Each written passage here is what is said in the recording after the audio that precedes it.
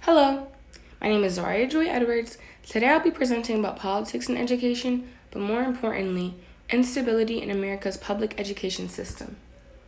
First, I'll touch on the history of our education system.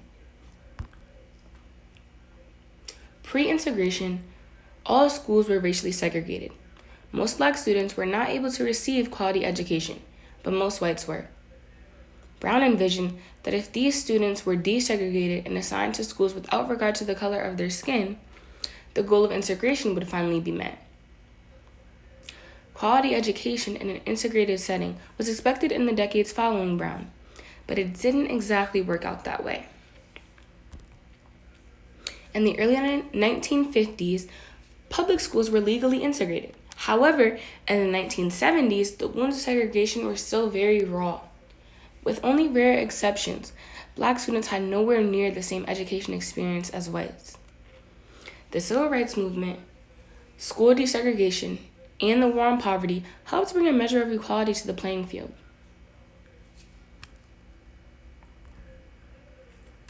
Redlining. What was redlining? Redlining was the unethical practice that put financial services out of reach based on race and race alone. In the 1960s, lenders would draw a literal red line on a map around neighborhoods that they would not invest in. Federal investigations found that lenders would make loans to lower-income whites, but not to upper-middle-class blacks. To your right, you can see a map that is redlined from Springfield, Ohio, in the 1960s. These bright red neighborhoods represent neighborhoods with almost all minorities, which are neighborhoods that they would not invest in. So what are the effects of redlining today? Redlining was banned over 50 years ago, but its effects are still hurting people of color today. The lingering effects of redlining are clear, with the pattern of racial residential segregation still evident in U.S. cities. Nationally, nearly 2/3 of neighborhoods deemed hazardous are inhabited by mostly minority residents. This obviously translates right back to the students, schools, and communities.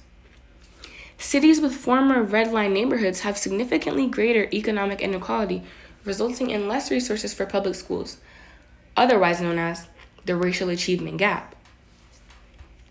Location really does matter. First, I'll be comparing inner-city student Maria to suburban student Beth. Meet Maria, an 11th grader in Bridgeport Public Schools where she receives free lunch and breakfast daily. In each of her classes, there are 22 other students. She takes the city bus to school daily and uses a computer at the public library to complete her homework. Maria's high school has a 74% graduation rate. The graph on your right shows a percentage of people 25 years or older who have either no schooling or drop out of school before 12th grade. Notice how neighboring Connecticut towns such as Stratford and Trumbull have percentage numbers nowhere near that of Bridgeport's dropout rate, which is all because of students' home lives and their schools and what they're teaching them. Meet Beth. Beth is an 11th grader who attends school in the Westport school system. She eats breakfast at home and spends $5 per day on school lunch. There are 12 students in each of her classes.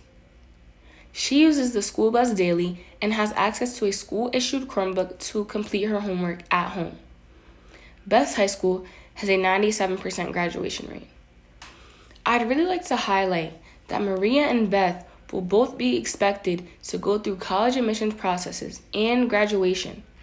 While Beth is able to utilize SAT prep classes and junior meetings, Maria does not have those necessary resources and probably does not even know that they exist. All while Maria is already academically at a disadvantage because of her school. Next, we can talk about inequality in school discipline. Comprehensive data released by the U.S. Department of Education offers a striking glance at the extent of racial discrimination plaguing the nation's education system. The data is troubling to say the least. For the first time in history, they also examined school discipline at a pre-K level, finding that black students as young as 4 years old are already facing unequal treatment from school administrators. Black students accounted for 18% of the country's pre-K enrollment, but made up 48% of preschoolers with multiple out-of-school suspensions. Analysts found that Black, Latino, and Native American students are suspended and expelled at disproportionate rates. These troubling statistics show us that not only are minority students behind from the very start, these students are also being temporarily removed from their schools based solely on bias. Next, we can talk about racial disparities in standardized testing, or the white-black test score gap. African Americans score lower than European Americans on standardized vocabulary, reading, and math tests, as well as tests that claim to measure scholastic aptitude. The typical Black student still scores below 75% of white Americans on almost every standardized test. However, this statistic doesn't imply that all Black students score below whites. There is obviously a lot of overlap between the test scores, but the gap is there for sure. This graph from the U.S. Department of Education shows that American schools are still separate and unequal. Black students entering kindergarten for the first time score lower than their white counterparts in basic reading, math, and science. I maintain the point that it's not about the test scores, but that their abilities may or may not even be reflected in the test scores. The underlying problem is less about how schools educate Black students and more about in the way we educate all students. Low-level, fact-heavy, boring curriculum turns many students off to learning, particularly if these students have a less immediate reason to become invested in schools. The hard truth. On the day they start kindergarten, children from families of low socioeconomic backgrounds are twice as likely to be a year or more behind. And despite the efforts made by the public education system, on average, the achievement gap will have widened from 1/2 to 2/3. So what is the importance? Today, despite some setbacks, racial disparities in education have narrowed significantly. Education today is more critical than ever. College has become virtually a precondition for upward mobility. Poor, less educated parents simply cannot keep up with the rich, who are spending the money to ensure that their child is ahead of the curve.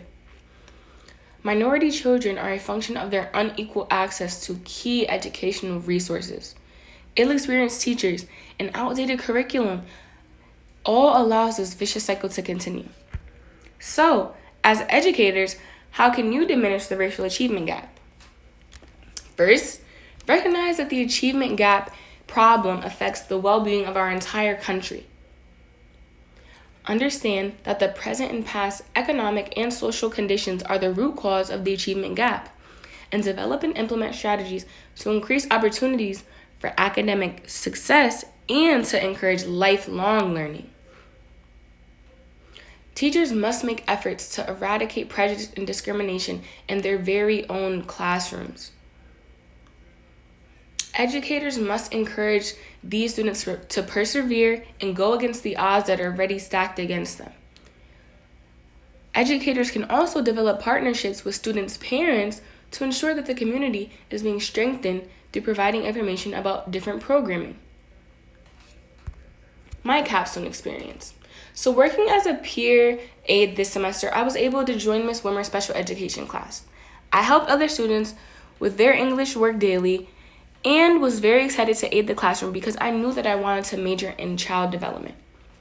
As I started my project, I wanted to somehow incorporate my experience moving from New Haven Public Schools to Guilford Public Schools. After researching my Capstone project and seeing these scary statistics, I was able to connect my experience with the experiences of many other minority students around the country. I would definitely recommend a Capstone project because you can take your interests and learn even more about them. Throughout this project, I've learned time management skills and that planning is the key to a successful project. Thank you so much for listening, and I hope that you enjoyed.